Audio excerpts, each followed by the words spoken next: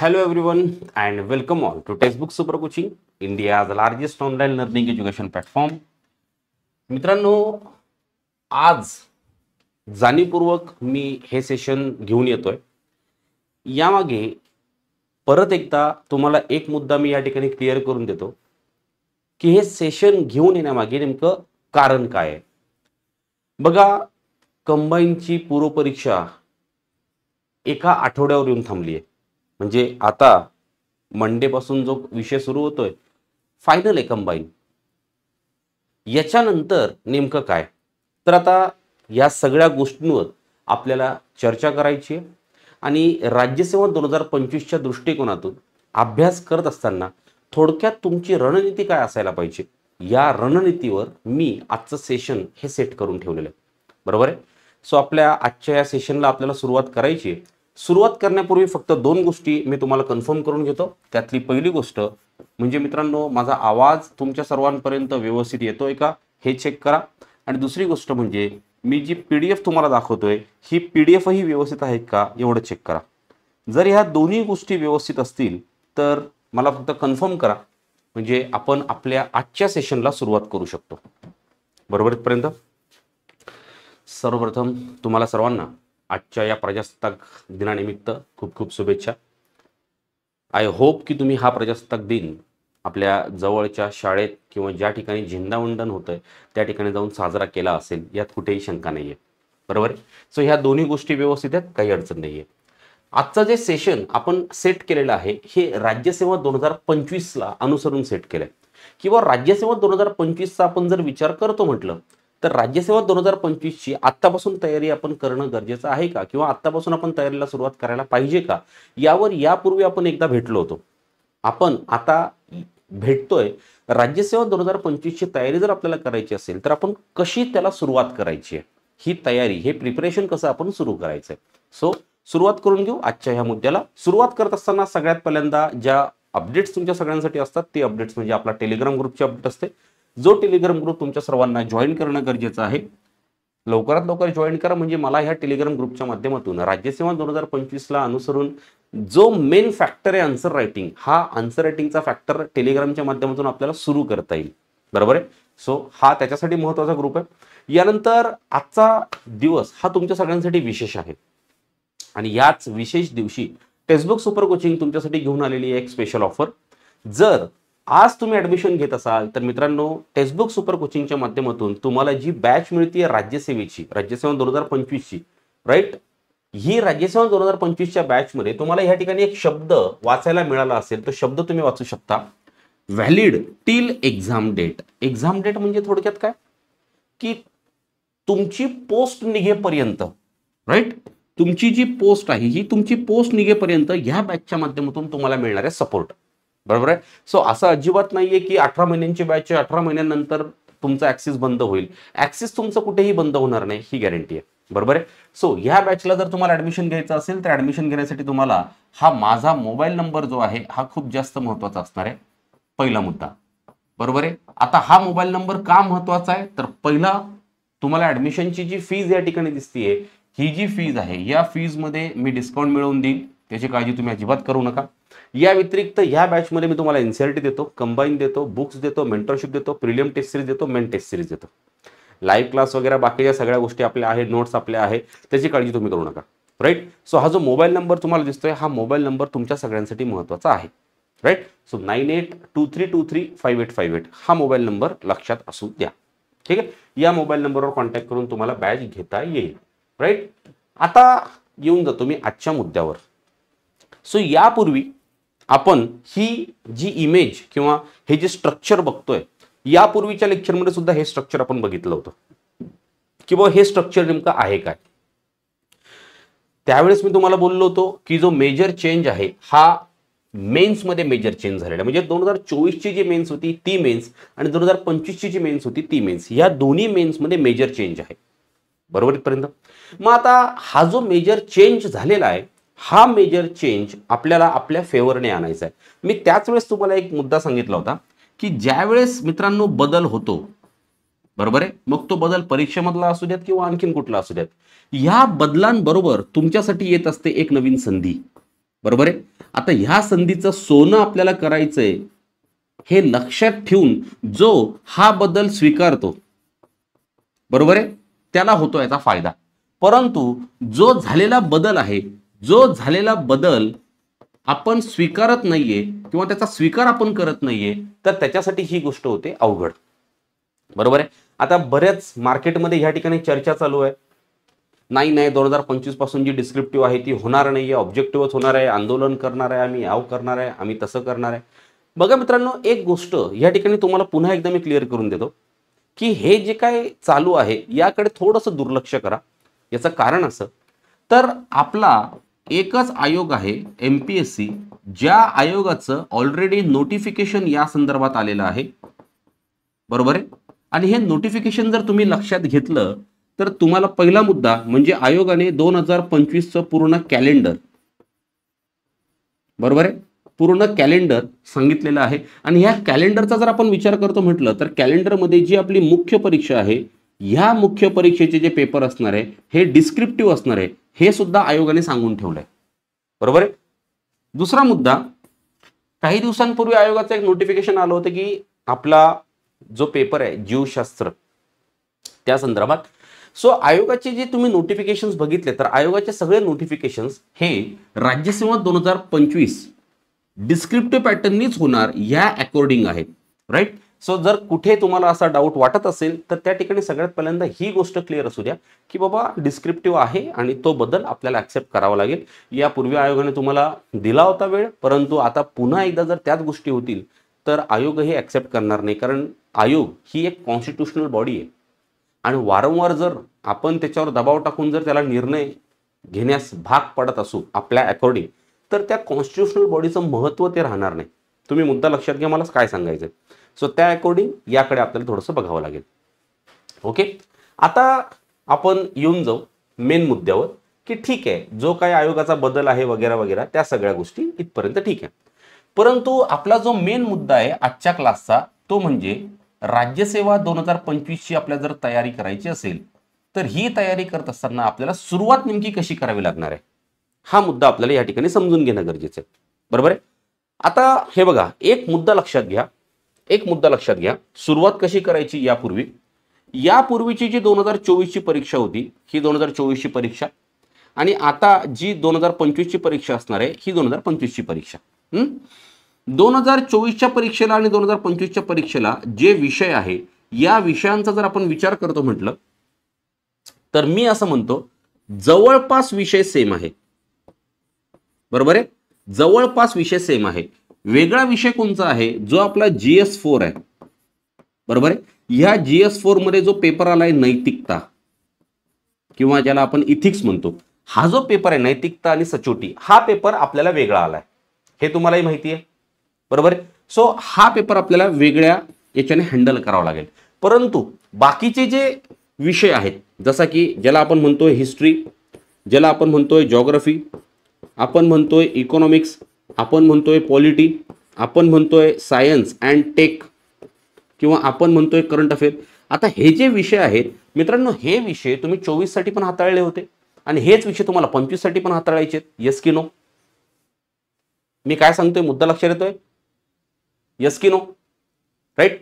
So सांगण्याचं तात्पर्य एवढं की तुम्ही 2024 साठी जे विषय हाताळत होतात सेम विषय तुम्हाला 2025 साठी पण हाताळायचे आहेत. सेम.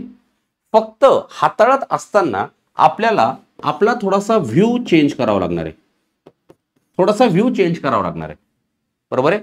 हे बघा, आता एक सरळ साधा मुद्दा, ही गोष्ट आपल्यात घडलेली आहे, आपण ती ऍक्सेप्ट करत नाही. बघा विषय काय, आता ही परीक्षा आहे, परीक्षेच्या दृष्टिकोनातून तुमचा असणारा व्ह्यू आहे, जो व्ह्यू आपल्याला चेंज करणं गरजेचं आहे. हे मी तुम्हाला सांगतोय. आपण कळत न कळत आपल्या दैनंदिन आयुष्यामध्ये ज्या घडामोडी आहेत, ज्या गोष्टी आहेत, त्याच्याबद्दल सुद्धा आपला व्ह्यू आपण चेंज केलेला असतो, परंतु आपण त्या गोष्टीकडे तेवढं बारकाईने बघत नाही. एक सरळ साधं उदाहरण तुम्हाला देतो. बघा, उदाहरण देतो. राईट. पूर्वीच्या काळी आपल्याकडे मारुती 800 ही कार होती. पूर्वीच्या काळी होती ही कार आपल्याकडे, एकदम फेमस कार होती मारुती 800.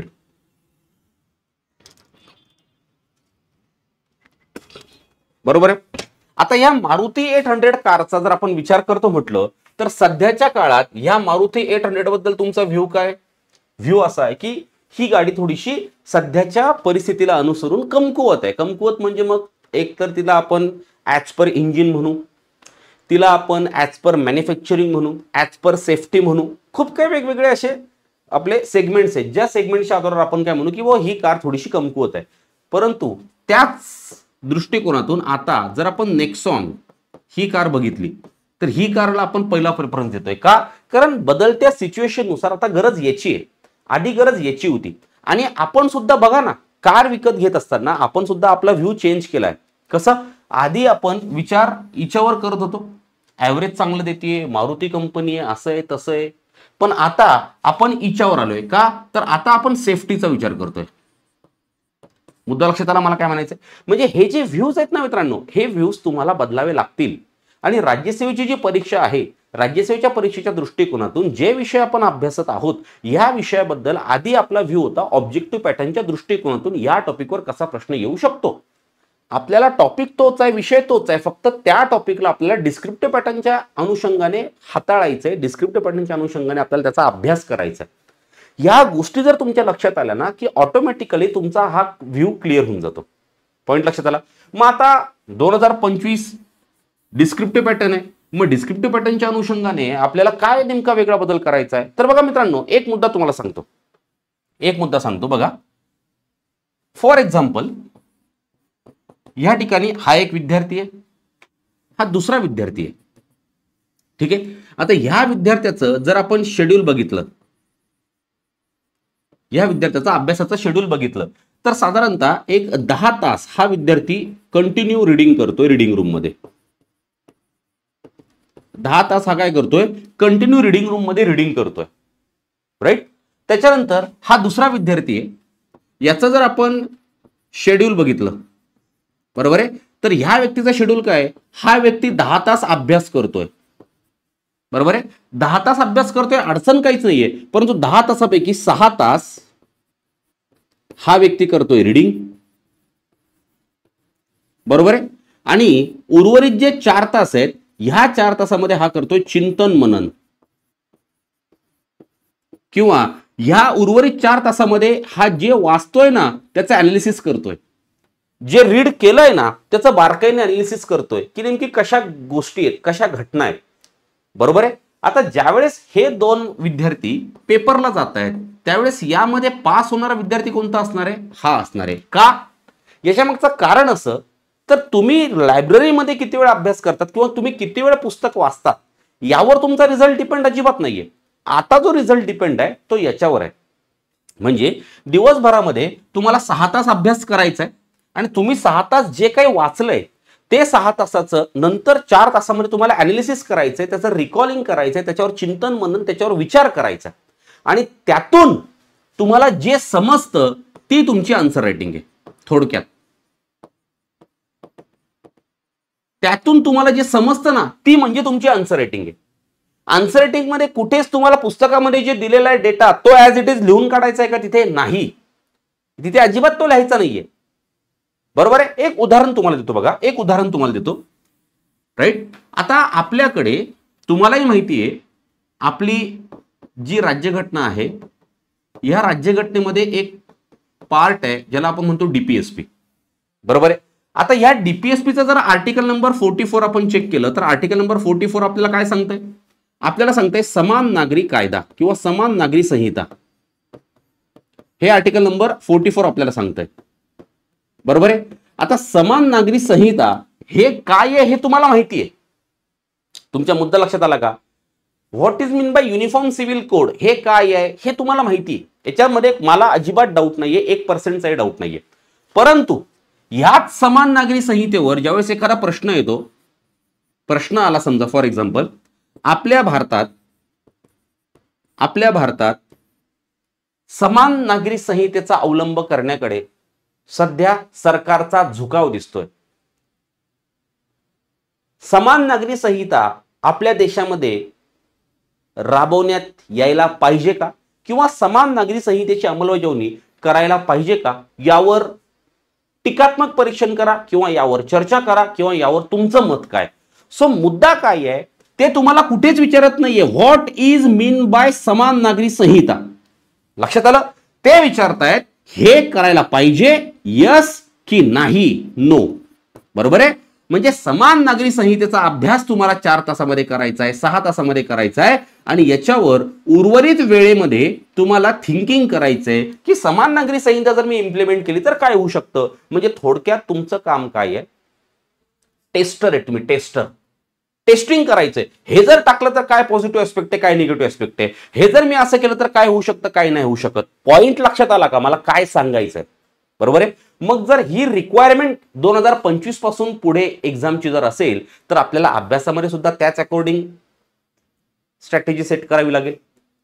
बरोबर आहे. मग हिस्ट्रीमध्ये सुद्धा त्या अकॉर्डिंग करायला लागणार आहे, पॉलिटीमध्ये सुद्धा त्या अकॉर्डिंग करायला लागणार आहे. इकॉनॉमिक्स असेल, जिओग्राफी असेल, पॉलिटी असेल, सायन्स टेक असेल, करंट अफेअर्स असेल, सगळ्या गोष्टी तुम्हाला त्या अकॉर्डिंग कराव्या लागतील. पॉइंट लक्षात आला मी काय सांगतो, राईट. किंवा आणखीन एक मुद्दा बघा, आणखीन एक मुद्दा. आता आणीबाणी हा आपल्याकडे एक महत्वाचा मुद्दा आहे किंवा सरळ राष्ट्रपतींचा एक पॉइंट आहे ज्याला आपण म्हणतो अध्यादेश. बरोबर आहे. आता राष्ट्रपतींना अध्यादेश काढण्याचा अधिकार आपण देऊन ठेवलाय आर्टिकल नंबर 123 मध्ये, माहिती आहे तुम्हाला. किंवा राष्ट्रपतींना क्षमादानाचा अधिकार आपण देऊन ठेवला आर्टिकल नंबर 72 मध्ये. आता राष्ट्रपतींना हे जे अधिकार आपण दिलेले, आता अध्यादेशाचा जर आपण विचार करतो म्हटलं तर आपली जी संसद आहे, बरोबर आहे, ज्यावेळेस संसदेचा विराम काळ असतो, या संसदेच्या विराम काळामध्ये राष्ट्रपतींना अध्यादेश काढण्याचा अधिकार आहे. संसदेचा विराम काळ याचा अर्थ काय, किंवा संसदेची जी 2 सभागृह आहेत, ही 2 सभागृहांची अधिवेशनं जेव्हा चालू नसतील त्याला आपण म्हणतो संसदेचा विराम काळ. आता या संसदेच्या विराम काळामध्ये जर राष्ट्रपतींनी अध्यादेश काढला किंवा ह्या विराम काळामध्ये राष्ट्रपतींना अध्यादेश काढण्याचा जो अधिकार आपण दिला, त्याच्या मागची एकंदरीत गरज काय, का आपण राष्ट्रपतींना हा अध्यादेश काढण्याचा अधिकार दिलाय, का, हे काचं जे उत्तर आहे ना, हे तुमचं आन्सर रेटिंग आहे. हे तुमचं आन्सर रेटिंग आहे की का आपण राष्ट्रपतींना सांगतोय. पॉइंट लक्षात आला मी काय म्हणतोय. राष्ट्रपतींना सांगण्यामागचं कारण काय की बा तुम्ही अध्यादेश संसदेच्या विराम काळामध्ये काढा. व्हाय, त्याचं रिझन म्हणजे तुमचं उत्तर आहे. सो राज्यसेवा 2025 ची तयारी करत असताना तुम्हाला याच्यावर काम करायचंय ना की याच्यावर. कोणी तुम्हाला म्हणत नाही की अध्यादेशाचा आर्टिकल सांगा, कोणी तुम्हाला म्हणत नाही क्षमादानाचा आर्टिकल सांगा, कोणी तुम्हाला म्हणत नाही सांगा मला महाभियोग पद्धत कशी आहे. नाही, ती जी महाभियोग पद्धत सांगितलेली आहे ती महाभियोग पद्धत तशी का बरं आहे, राईट, हे मेन आहे तुमचं. इथून पुढे याला जास्त महत्व आहे. पॉइंट लक्षात आला, राईट. आणि मग हे जर उत्तर तुम्हाला लिहायचं असेल तर मग यासाठी तुम्हाला कॉन्सेप्ट क्लिअर करणं गरजेची आहे. मुद्दा लक्षात आला.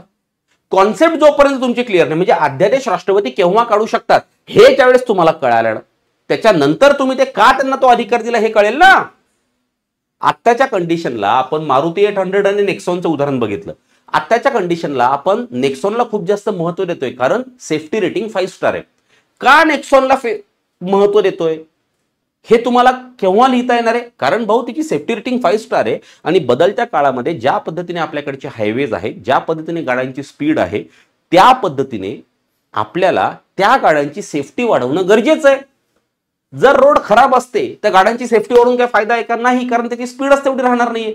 कितीही जरी ऍक्सिडेंट झाला तर खूप तर गाड्यांचं नुकसान होईल, आतल्या माणसाला काय होणार नाही. परंतु सध्याच्या कंडिशनला आपल्याकडे समृद्धीसारखे हायवेज आहेत, या हायवेजवर गाड्यांची स्पीड 100+ असते आणि अशा परिस्थितीमध्ये जर ऍक्सिडेंट झाला तर त्यातला आतला माणूस वाचला पाहिजे, याला जास्त महत्व आहे. म्हणून आपण सेफ्टी रेटिंगला जास्त व्हॅल्यू देतोय.